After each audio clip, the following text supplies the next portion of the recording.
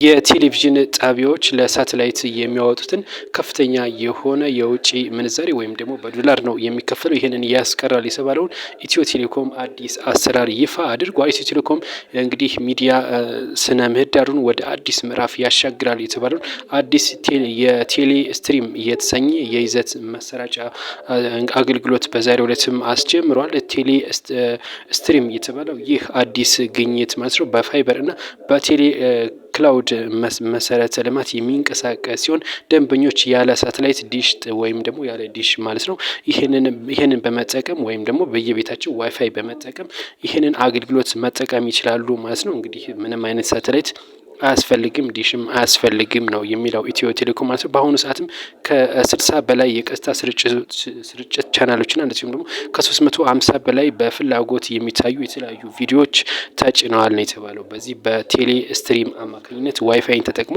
ያለ ዲሽ ማየት እንደሚቻል ነው ኢትዮ ቴሌኮም ያስታወቀው ማለት ነው። እንግዲህ እነዚህን አካቶ እንደሚገኝም ነው ይህን አካቶ ነው እንግዲህ ይፋ የተደረገው። አገልግሎቱ በመደበኛ በብሮድባንድ በሲም ካርድ እንዲሁም ደግሞ በሴት ቶፕ ቦክስ ወይም ደግሞ ኤስቲፒ በሚባል መሳሪያ አማካኝነት ማግኘትም እንደሚቻል ጭምር ነው የተነገረው። ያው አገልግሎት በመደበኛ ብሮድባንድ ማለት ያው በዋይፋይ ጭምር ነው። ይሄኛው ደግሞ ኤስቲፒም እንደዚሁ አብሮ የሚሰጥ ነው የተባለው።